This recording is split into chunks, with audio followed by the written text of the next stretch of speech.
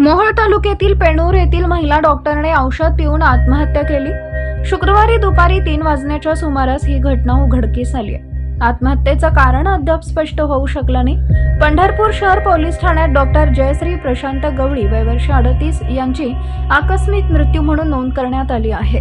Doctor Jayashree Prashant गवळी या त्यांच्या पेणूर येथील साईकृपा हॉस्पिटलमध्ये पती डॉक्टर प्रशांत केराप्पा गवळी यांच्यासोबत स्त्रीरोग तज्ञ म्हणून सेवा देत होत्या।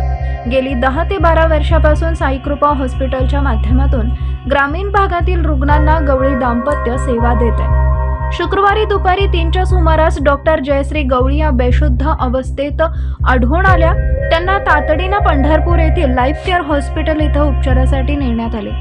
उपचारापूर्वीच डॉक्टरांनी मृत घोषित केले। त्यांच्या पश्चात पती, 2 मुली व 1 मुलगा असा परिवार आहे।